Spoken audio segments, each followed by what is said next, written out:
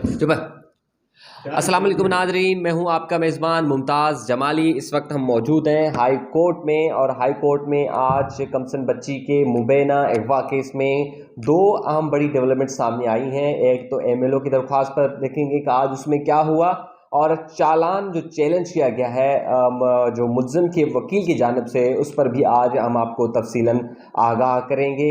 आज ये भी आगाह करेंगे कि जस्टिस सलाउद्दीन पंवर आज अदालत में नहीं थे, तो दरख्वास्त किस अदालत में जो है ट्रांसफ़र हुई, अब क्या डेट हुई। अमीन अनवर हमारे साथ मौजूद हैं। अमीन, आज की तफसीलात क्या हैं?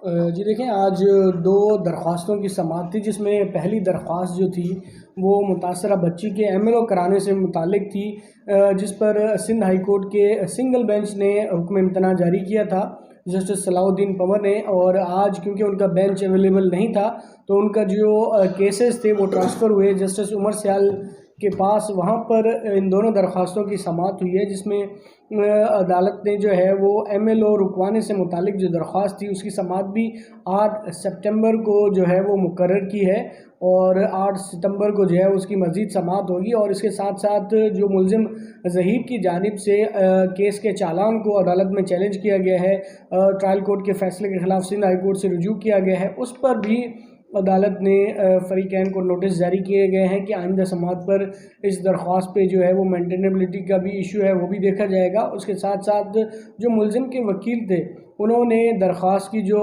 कॉपी है वो भी मुद्दई मुकदमा के जो वकील हैं जिब्रान नासिर, उन्हें फ़राहम कर दी है।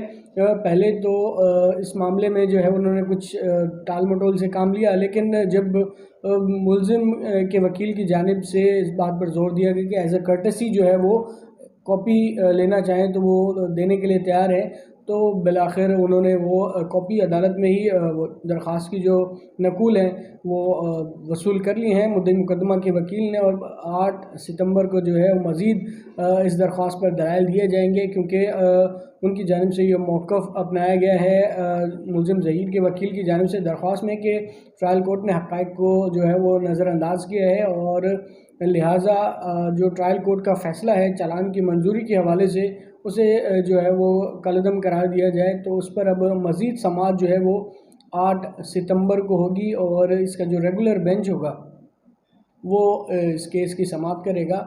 और अदालत ने इस पर 8 सितंबर के लिए फ़रीक़ैन को नोटिस जारी कर दिए हैं, और दरख्वास्त की जो कॉपी है वो भी मुद्दई मुकदमा के वकील को फ़राहम कर दी गई है। अच्छा अमीन, ये बताएं कि एक दरख्वास्तें जो हैं, 3 दरख्वास्तें यहाँ पर सिंध हाई कोर्ट में आ गई हैं, ट्रायल वहाँ पर शुरू होने को है। तो एक तो जो एमएलओ की दरख्वास्त यहाँ पर दायर की गई है, और साथ ही साथ चालान की मंजूरी के ख़िलाफ़ दरख्वास्त दायर की गई है। आप क्या समझते हैं कि इन दोनों दरख्वास्तों से ट्रायल पर कितना असर पड़ेगा? क्या ट्रायल अभी शुरू होगी, या ट्रायल मुतासर हो सकती है इन दरख्वास्तों से? देखें, ट्रायल तो ज़रूर ताख़ीर का शिकार होगा, लेकिन इन इश्यूज़ को जब अब ये इशू रेज़ हो चुके हैं और ट्रायल कोर्ट इस हवाले से दरख्वास्तें मुस्तरद कर चुकी है, तो जो फ़रीक़ैन हैं उनके पास अपॉर्चुनिटी मौजूद है और रेमेडी मौजूद है, वो उसको अवेल करेंगे। तो उसी रेमेडी को अवेल करते हुए ही दोनों फ़रीक़ैन ने जो दरख्वास्तें दायर की हैं, जिसमें पहला जो इशू था एमएलओ कराने के हवाले से, उसमें भी आपने देखा होगा कि पहले जुडिशल मजिस्ट्रेट ने दरख्वास्त मुस्तरद की थी, उसके बाद एडीजे ईस्ट ने भी दरख्वास्त मुस्तरद की थी, उसके बाद मामला हाई कोर्ट में आया, हाई कोर्ट से वापस फिर ट्रायल कोर्ट गया। तो ऑलमोस्ट जो है वो इसमें भी 1 माह से ज़्यादा का अरसा लग गया। दोबारा जब ट्रायल कोर्ट ने एमएलओ कराने का हुक्म दिया, तो उसके बाद मुल्ज़िम की जानिब से सिंध हाई कोर्ट से रुजू किया गया, और सिंध हाई कोर्ट ने उस पर हुक्म इम्तना जारी किया और एमएलओ कराने से रोक दिया। और उसके बाद अब 5 तारीख को अर्जेंट हेयरिंग की एप्लीकेशन लगाई गई थी, उसके बाद 5 से आज की डेट दी गई थी। तो आज फिर एक मरतबा 8 तारीख मुकर्रर कर दी गई है, और अदालत ने इस पर हुक्म इम्तना जारी कर रखा है ट्रायल कोर्ट के फ़ैसले के ख़िलाफ़।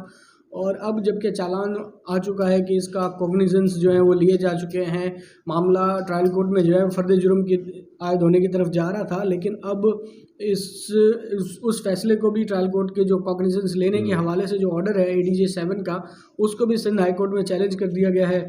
तो आज उस पर नोटिस भी जारी किए गए हैं और अब इस पर मज़ीद बहस जो है वो 8 सितंबर को होगी कि दरख्वास्त मेंटेनेबल है या नहीं है, या अदालत उस पर जो भी मुनासिब हुक्म होगा वो जारी करेगी। ठीक है, बहुत शुक्रिया। अमीन अनवर हमारे साथ मौजूद थे। अब कल भी एक जो मुल्ज़मान की जानिब से दरख्वास्त दायर की गई है ज़मानत के लिए, उस पर भी समाअत होगी और 8 तारीख को ये सिंध हाई कोर्ट में दायर दरख्वास्तों की समाअत जो है मुलतवी हो गई है। अभी तक केस का ट्रायल फ़िलहाल शुरू नहीं हो चुका है और अब देखते हैं कि MLO पर क्या फ़ैसला आता है और चालान की मंजूरी से मुतल्लिक जो दरख्वास्त दायर की गई है, यानी कि चालान की मंजूरी के ख़िलाफ़ उस पर जो है आइंदा समाअत पर क्या हुक्म आता है। केस इस वक्त जो है हमें ये देखने में मिल रहा है कि तमाम मामलात जो हैं अब हाई कोर्ट में सुपर्द हो गए हैं। अब जो हाई कोर्ट में दायर दरख्वास्तें हैं, जब तक इन पर फैसला नहीं होता, और मुझे नहीं लगता, मेरी ज़ाती जो ऑब्जर्वेशन है, कि ट्रायल शुरू हो, चूँकि MLO की दरख्वास्त भी अभी पेंडिंग है और चालान की मंजूरी के ख़िलाफ़ भी दरख्वास्त अभी तक पेंडिंग में। खैर, इस केस में जो अपडेट्स होगी हम कोशिश करेंगे तमाम अपडेट्स जो है आप तक पहुँचाएँ। अपना ख्याल रखिए।